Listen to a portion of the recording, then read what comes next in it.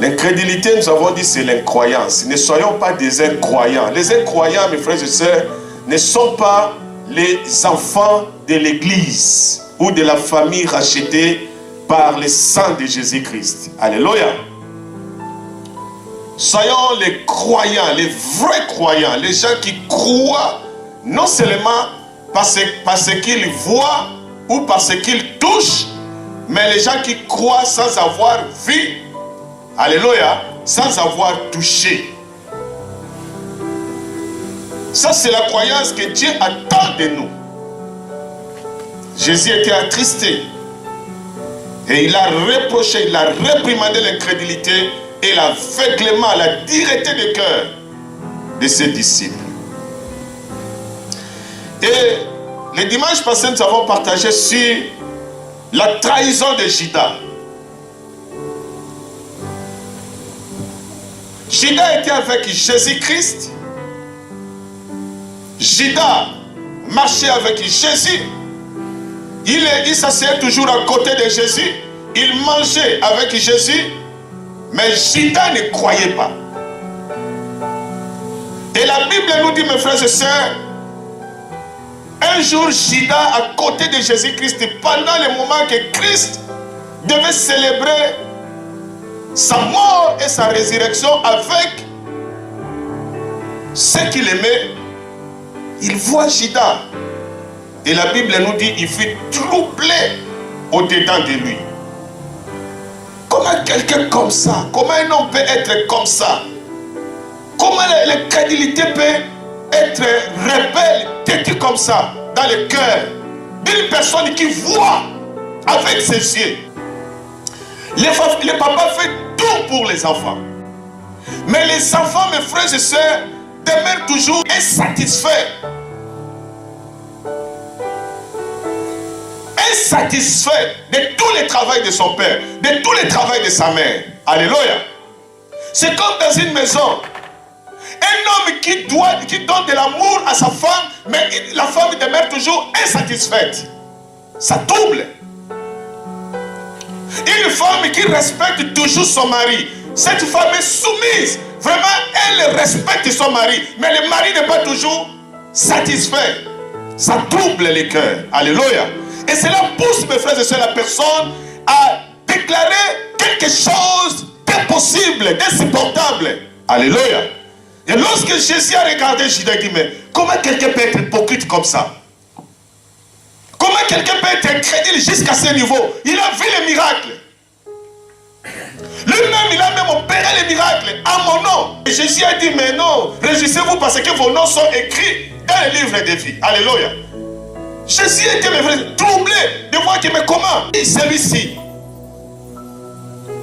c'est que son nom est déjà écrit dans le livre de vie. Mais pourquoi est-ce qu'il veut se faire perdre comme ça? Dis non, parmi vous il y a un qui va me trahir. Alléluia. La trahison trouble les familles, trouble les entreprises, trouble l'église. La trahison, on ne doit plus revenir dans ça. Alléluia. Et aujourd'hui, mes frères et sœurs, nous allons partager sur un thème très important encore, très très important. Un thème qui provient, mes frères et sœurs, de la méditation et du saignement de mon cœur. J'ai médité et après cette méditation, j'ai senti mon cœur saigner. Mon cœur, mes frères et sœurs, a saigné par rapport à ce qui se passe maintenant dans l'église de Dieu. Ce qui se passe aujourd'hui dans l'église de Dieu, mes frères et sœurs, attriste Dieu. Parce que c'est hors de la pensée de Dieu. Hors de la pensée de Dieu. Je vous dis, mes frères, si tu regardes aujourd'hui l'église, tu vas te dire, mais c'est quoi au juste? Où est-ce que nous allons?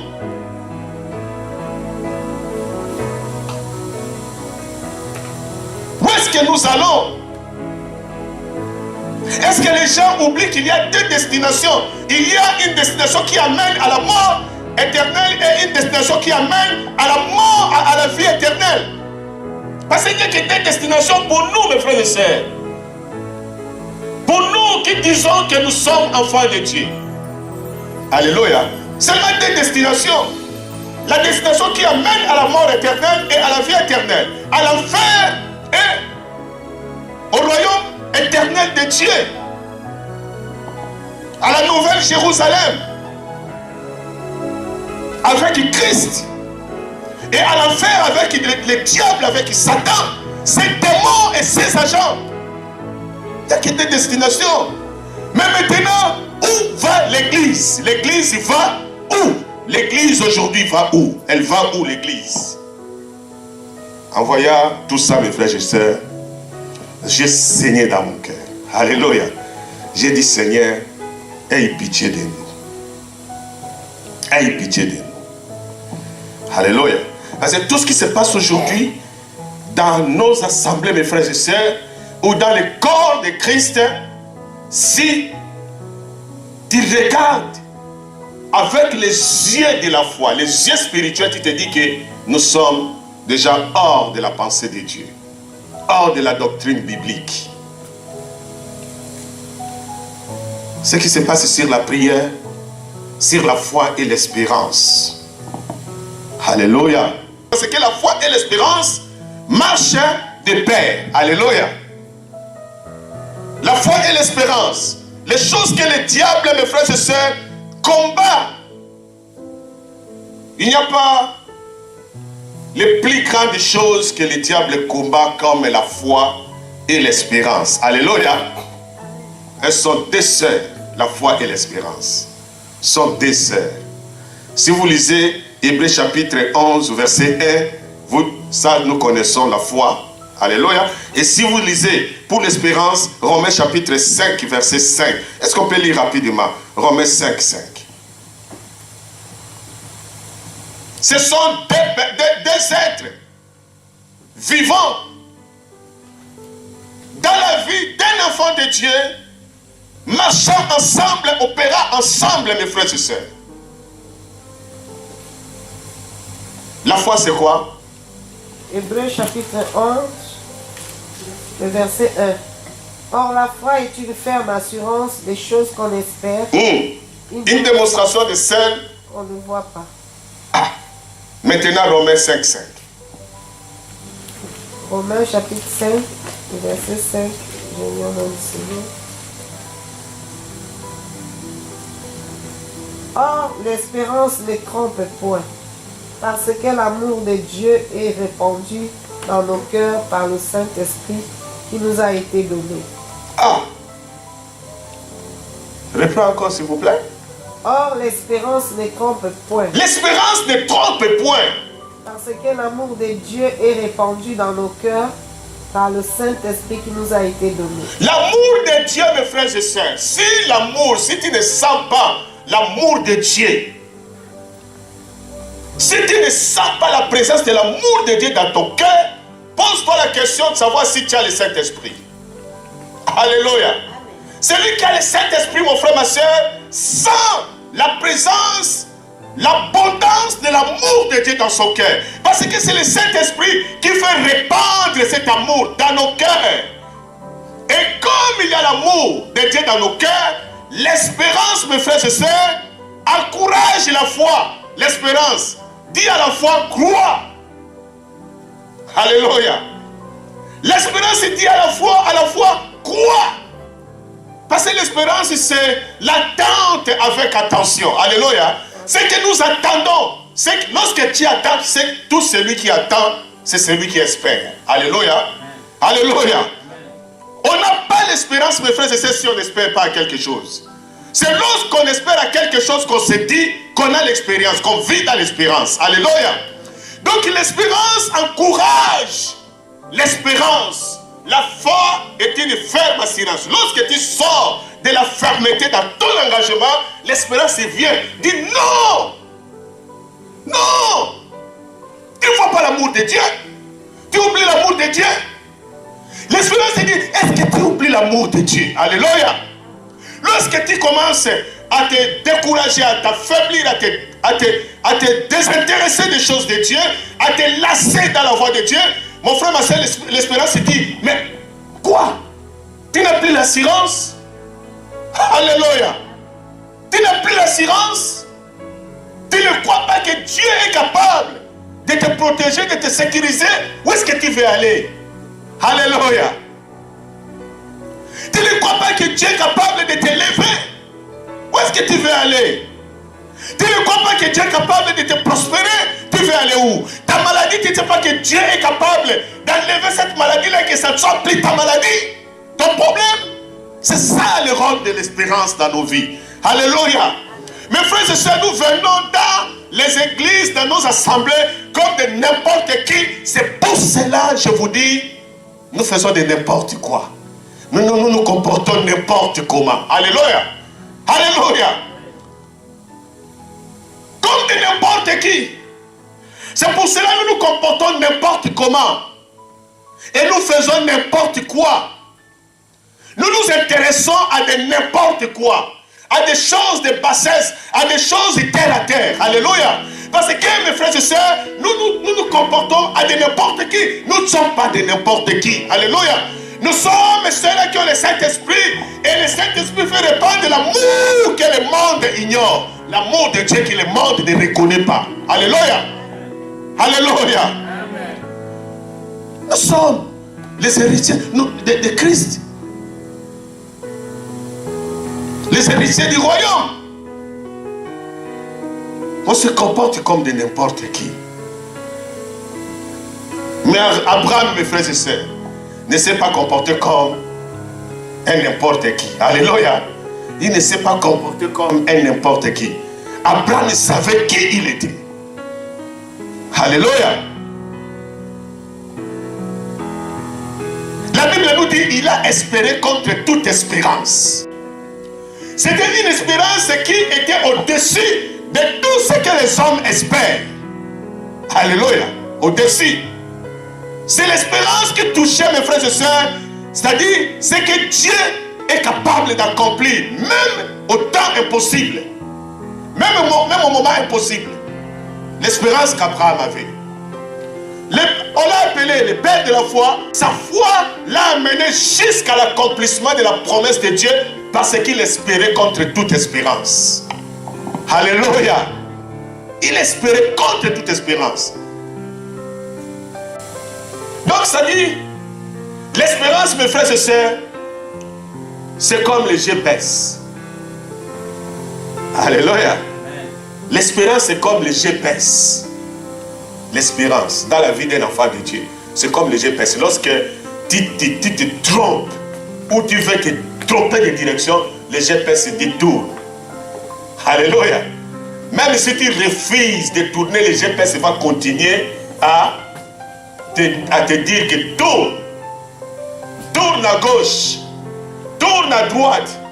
Et mes frères, même si tu te trompes, c'est-à-dire tant que tu n'obéis pas à l'ordre, à la direction que le GPS te présente, le GPS, mon frère, ma soeur, ne changera pas la destination. Alléluia. Et si le GPS trouve que toi tu es têtu, le GPS, mon frère, ma soeur, va tout faire pour chercher une autre voie afin de te ramener toujours. Tu ne peux pas te perdre avec le GPS. Si quelqu'un dit que j'avais le GPS et puis je n'ai pas pu arriver à la destination, c'était un GPS gâté, foutu. L'espérance est comme le GPS. Alléluia, ça mémorise ta destination. Ça dit la mémoire de toutes les promesses de Dieu sont dans l'espérance.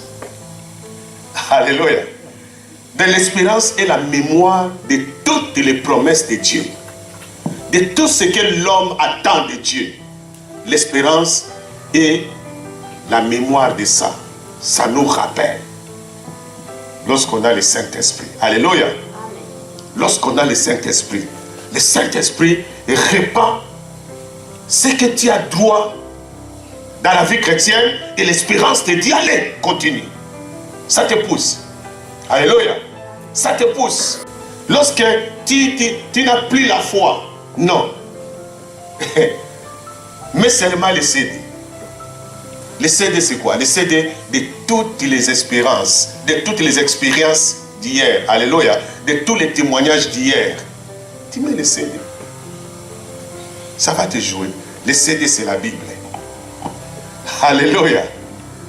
Les CD, c'est notre Bible. C'est-à-dire, lorsque tu veux et tu as besoin de t'édifier, de te réjouir, de te renforcer, de te fortifier, comme la Bible nous dit que ce livre de la loi ne s'éloigne pas de ta bouche, médite les nuits et jours, afin que tu saches comment, alléluia, te conduire, comment agir, parce que dans ça, il y a le succès dans nos entreprises et la réussite. Alléluia. Amen. Alors la Bible nous dit, tu dois toujours méditer ça.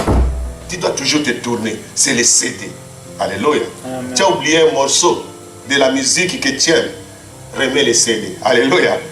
Lis les CD. Relis les CD. Ainsi de suite. Alors, j'ai dit, mes frères et sœurs, aujourd'hui, ce qui se passe dans l'église de Dieu, c'est hors de la pensée de Dieu. C'est aussi ce qui se passe dans le domaine de la prière et le domaine de la foi. Je voulais vous dire cet après-midi que la foi, c'est une attitude, la prière, c'est une attitude. La prière, c'est une attitude de protection en face du diable. En face du diable, de Satan. Est-ce qu'on se comprend? Alléluia. Je sais qu'il y a beaucoup de messages, beaucoup d'enseignements, c'est-à-dire sur la prière. Je sais que la prière, c'est un grand monde. On peut sortir de thèmes et de thèmes sur la prière. Mais cet après-midi, je voulais, mes frères et sœurs, vous édifier par ces paroles. Je voulais vous édifier, mes frères et sœurs, par cette pensée qui me vient du Saint-Esprit par rapport à la prière. La prière, c'est une attitude, mes frères et sœurs, de protection en face du diable, en face de Satan, de ses esprits. Celui qui prie se protège. Alléluia. Celui qui prie se protège. La prière, c'est comme le parfum. Lorsque tu pries, mon frère, ma soeur, c'est un parfum qui se libère. Et le diable, mes frères et sœurs, ne peut pas toucher la personne qui demeure ou qui mène une vie de la prière. C'est difficile. Alléluia. Amen. Mais pas n'importe quelle prière, pas les prières de parole, non. Je dis la prière. Alléluia. Amen. Il y a une différence entre parler à Dieu et prier.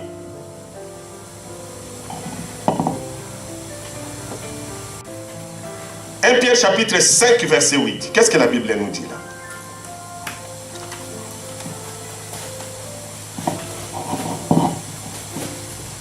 Maman Joël va prendre 1 Thessaloniciens 5 verset 17. Crédile. Alléluia. L'incrédulité, nous avons dit, c'est l'incroyance. 1 Pierre chapitre 5 verset 8, j'ai lu au nom du Seigneur. Soyez sobres. Veillez, votre adversaire, le diable, rôde comme un lion rugissant, cherchant qui il dévorera. Résistez-lui avec une foi ferme, sachant que les mêmes souffrances sont imposées à vos frères dans le monde. Alléluia. La souffrance, ta souffrance est chrétienne de la Belgique, ta souffrance est chrétienne d'Anvers, ta souffrance est chrétienne de l'Ikirouver, ta souffrance est chrétienne de la mission de restauration. Mon frère, ma soeur, n'est pas différente de la souffrance qu'endurent des autres frères, sœurs du monde entier. Alléluia. La souffrance est la même. Nous tous, nous souffrons de la même façon. Parce que le diable qui nous combat, mes frères et sœurs, est le même diable Satan, Lucifer, que Dieu a précipité dans le séjour des morts. Alléluia. Dans les abîmes. Notre combat est le même. C'est le même combat qui a fait endurer, mes frères et sœurs, les prophètes qui nous ont précédés, les apôtres qui nous ont précédés, l'église qui nous a précédés. Alléluia. C'est le même combat, la même souffrance. Que Christ a enduré, c'est la même souffrance des chrétiens. Alléluia. La même souffrance, même douleur que notre notre Seigneur, mon frère, ma soeur, en dirait, c'est la même douleur que nous les chrétiens, nous en dirons. Ce n'est pas différent. Donc il n'en vit pas dans quel état nous voyons les autres, mais n'en vit pas parce que les mêmes combats que lui-même, que lui vit, c'est les mêmes combats que nous aussi nous vivons. Alléluia. Si nous demeurons, mes frères et sœurs, vraiment enfants de Dieu, nous avons les mêmes combats. C'est pour cela l'apôtre Pierre dit, soyez sobres, veillez. Parce que l'ennemi rôde. Alléluia. C'est pour cela que je vous ai dit, même lorsque tu te sens fatigué, tu n'as plus les paroles. Pendant les moments de prière, lève-toi, mets ta montre là. Même pendant 5 minutes, commence à acclamer Jésus-Christ, tu sautes. Jésus-Christ, merci. Jésus-Christ, merci. Même 1000 fois, ça va t'aider à atteindre le trône. Alléluia. Amen. Alléluia. Amen. Commence même à courir dans ta chambre. Commence à courir. Dis merci Seigneur Jésus-Christ. Merci Seigneur Jésus-Christ. Même 1000 fois, ça va t'aider à atteindre le trône. La prière. Nous devons prier parce que l'ennemi rôde. Il rôde autour de nous. Alléluia. Est-ce que nous pouvons lire avec Maman Joël, s'il vous plaît? Et Maman Mireille prend encore les passages de Matthieu, chapitre 26, verset 41. Je lis au nom du Seigneur, 1 Thessaloniciens 5, verset 8. Je crois que c'est ça. 1 Thessaloniciens 8, 5, verset 8. Et non, 17. 17. Priez sans cesse. C'est 17. C'est fini là. Oui. Priez sans cesse. Vous voyez le passage là, le verset là, c'est court. Hein? Est-ce que quelqu'un connaît encore un autre passage qui est 1 Thessaloniciens? C'est dans Jean combien? 11 combien? Jean 11 combien? 30. Cherchez. Alléluia. Jésus plaira, c'est court. Et ici, l'apôtre Paul aussi, mes frères et sœurs, nous sort un verset court. Priez sans cesse. Amen. Alléluia. Amen. Priez sans cesse.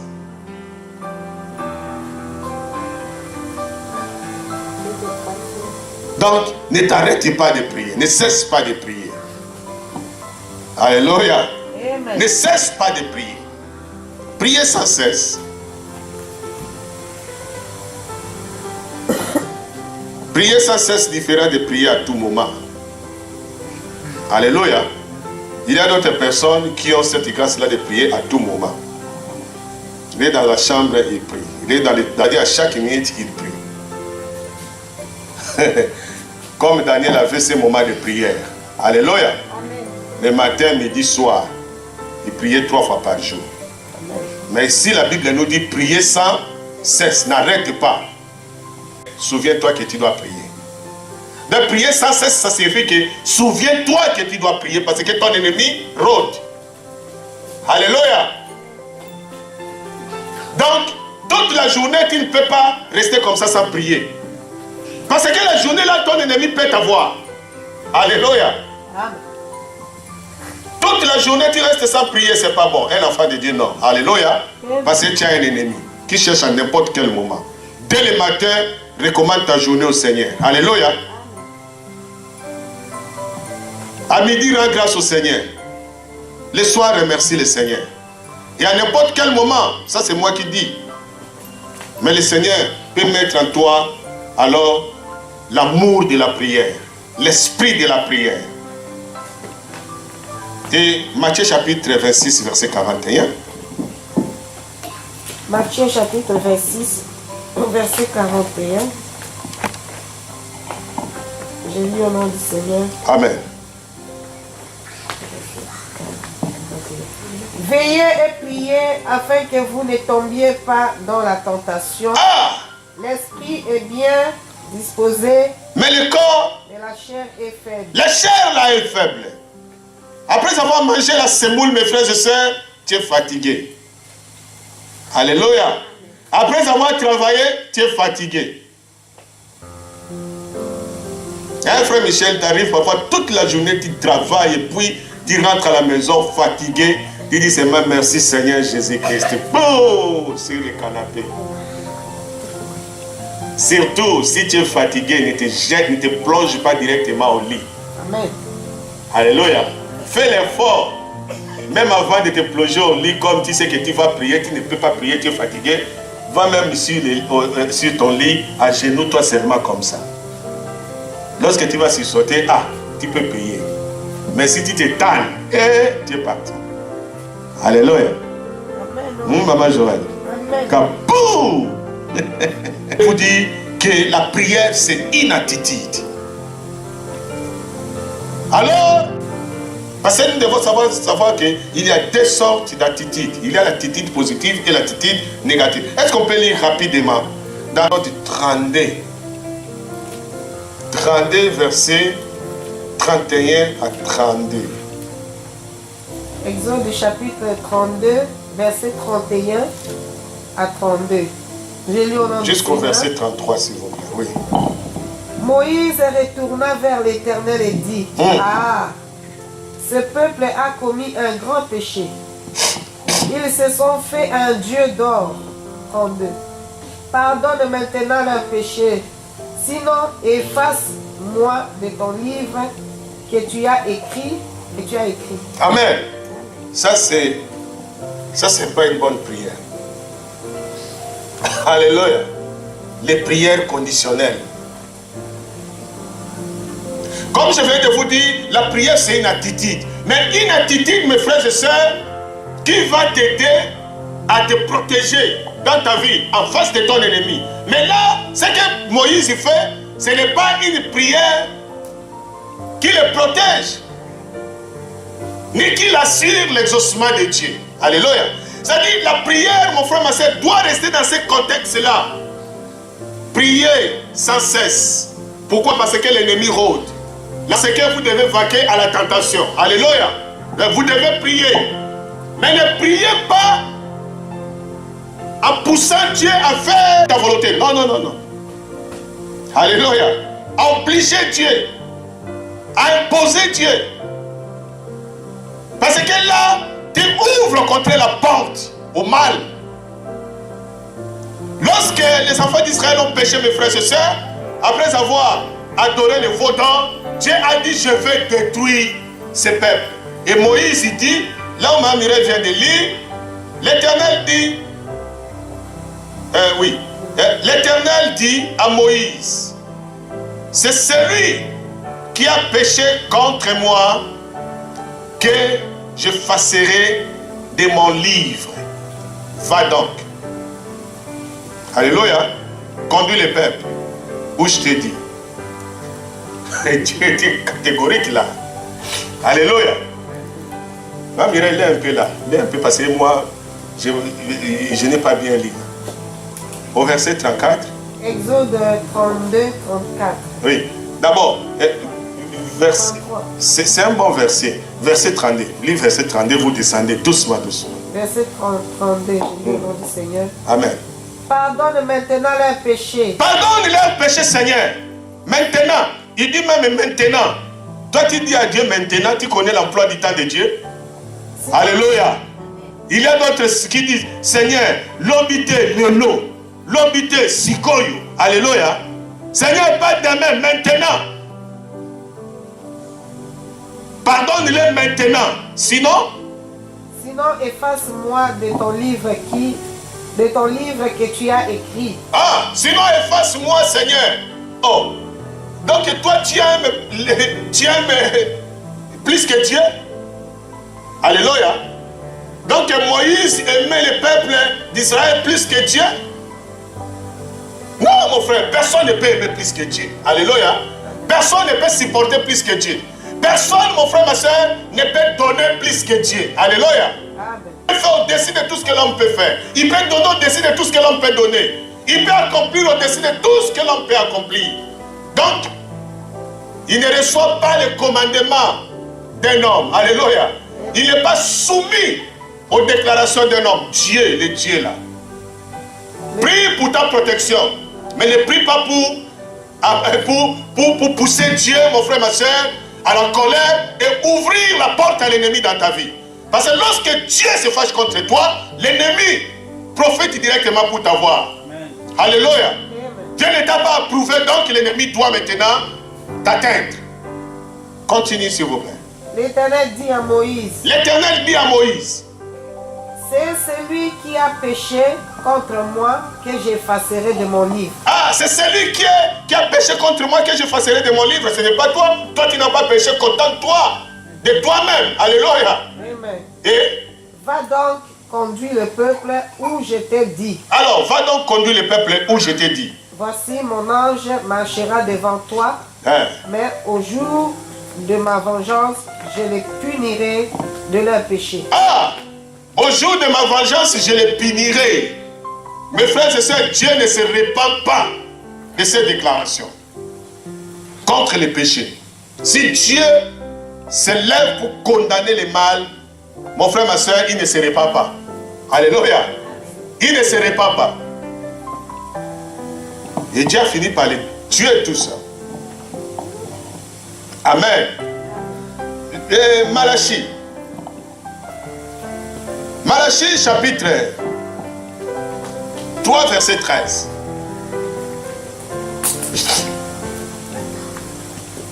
Dieu a façon de répondre aux hommes, mes frères et sœurs. Faisons très attention. Prions pour notre protection, pour notre sécurité.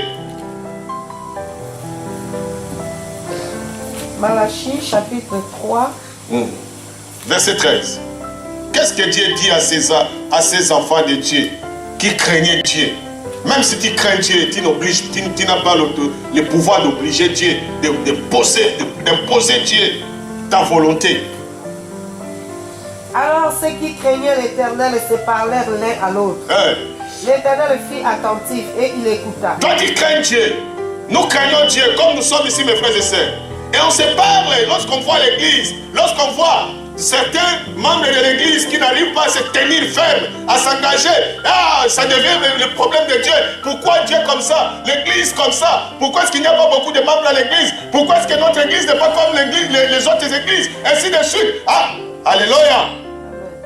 Mais attention, ne sors pas. Ne sors pas. Reste alors dans tes soucis, dans tes inquiétudes. Mais ne touche pas Dieu. Pourquoi? Parce que Dieu est attentif et il va te dire quoi? Et un livre de souvenirs fut écrit devant lui. Pour ceux qui craignent l'Éternel et qui honorent son nom, ils seront à moi, dit l'Éternel des armées. Ils m'appartiendront au jour que je prépare. J'aurai compassion d'eux, comme un homme a compassion de son fils qui le sert. Et vous verrez de nouveau la différence entre le juste et le méchant, entre celui qui sert Dieu et celui qui ne le sert pas. Amen. Amen. Mais au verset 12, qu'est-ce que la Bible nous dit? C'est là où c'était aussi important. Verset 12. 3.12. Oui. Malachie 3.12. J'ai lu au nom de Non, Dieu. 13. Est-ce que vous avez bien lu 13? Qu'est-ce que la Bible nous dit au verset 13? Malachie chapitre 3 verset 13. J'ai lu au nom du Seigneur. Amen. Vos paroles sont rudes contre moi, dit l'Éternel. Amen. Et vous dites, qu'avons-nous dit contre toi? Vous avez dit, c'est en vain que l'on sert Dieu. Qu'avons-nous gagné en observant ses préceptes et à marcher avec tristesse à cause de l'Éternel et des armées? Et maintenant, nous estimons heureux les hautains. Oui, les méchants prospèrent. Oui, ils tentent Dieu et ils échappent. Alors ceux qui craignent l'Éternel se parlèrent l'un à l'autre. Amen. Alléluia. Amen. Voilà. Ça, c'est les enfants de Dieu qui n'ont plus d'espérance. Qui ont perdu l'espérance. Alléluia. Amen. Ils ont perdu l'espérance. Ils commencent à dire, à exprimer leur inquiétude, leur souffrance aux oreilles de Dieu, comme si Dieu ne les voit pas. Mes frères et sœurs, Dieu nous voit. Alléluia. Amen, amen. Dieu nous voit, il nous connaît. Amen. Lorsque nous sommes attaqués, lorsque nous sommes menacés, lorsque nous sommes critiqués, lorsque nous sommes, mes frères et sœurs, maltraités, marginalisés, lorsque nous sommes nous sommes soumis aux moqueries des gens. Mes frères et sœurs, Dieu, il connaît. Alléluia. Amen. Il connaît notre Dieu. Il nous voit. Pourquoi est-ce qu'il promet à ses enfants qu'il va essuyer leurs larmes? Parce qu'il voit nos larmes couler. Alléluia. Amen. Dieu nous connaît, mes frères et sœurs. Alors lorsque nous prions, sachez que la prière, mon frère, ma soeur, vise ta protection, ta sécurité, parce que tu as un ennemi autour de toi. Il rôde. Il est là, il peut venir pour te tenter. Il peut venir pour t'attraper, te lancer même la maladie. Combien, mes frères et sœurs, aujourd'hui, le diable a rendu malade? Combien il a rendu infirme? Combien il a rendu misérable, mes frères et sœurs? Combien il a troublé? Combien de familles le diable a troublé? Parce qu'il est l'ennemi. Alléluia. Il voit que le papa est fort, la maman est forte, il attaque l'enfant. Il voit que les enfants sont forts dans la prière, il attaque les parents. Alléluia. C'est comme ça, nous avons un ennemi. C'est pour cela que Christ, mes frères et sœurs, était attristé par la prière, les déclarations de Marthe. C'est nous, Marthe qui court, dit Jésus arrive. Hein.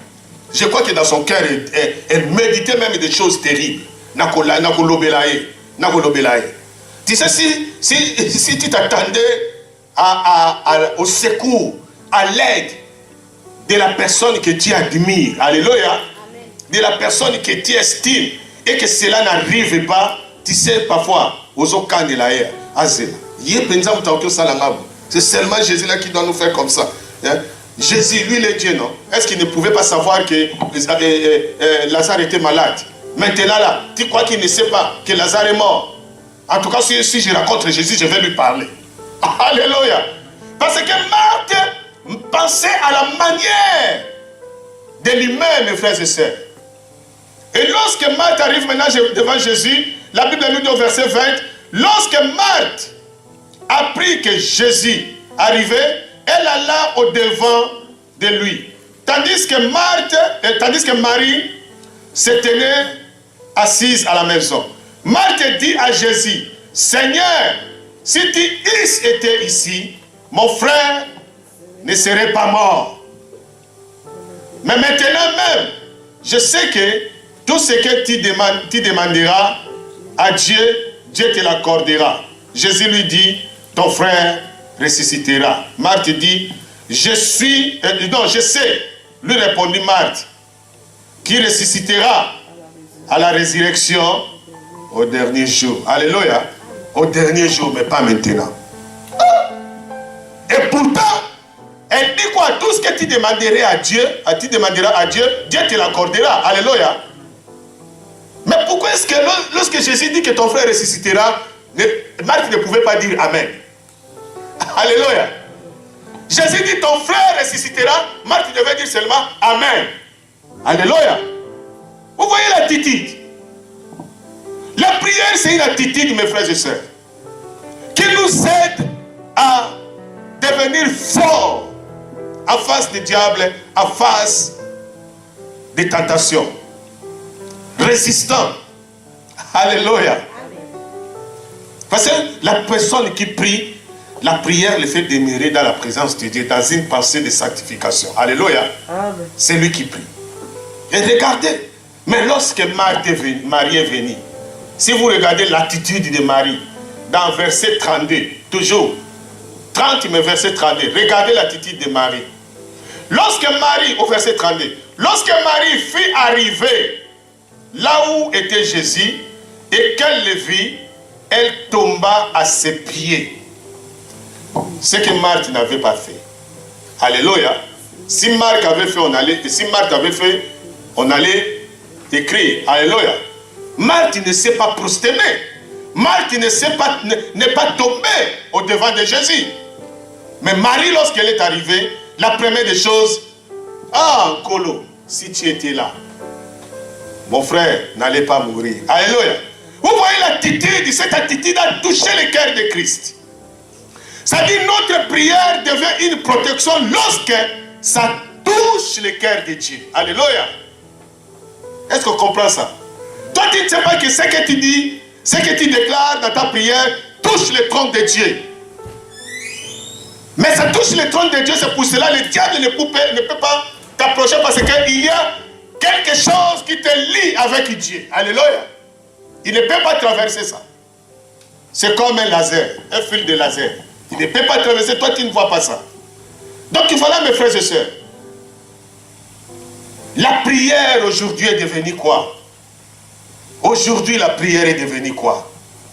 Aujourd'hui la prière est devenue seulement un sujet de demande. Un sujet de demande. De bic, du travail, de voyage, de mariage. On a changé le sens de la prière. Alléluia. On a changé le sens de la prière. On a changé. Aujourd'hui, là, mes frères et sœurs, les gens prient pour la délivrance. On doit prier pour la délivrance. On doit prier pour la prospérité. On doit prier pour la guérison. Tu crois que Dieu, mon frère, ma sœur, te donne parce que tu as dit, Seigneur, fais ça.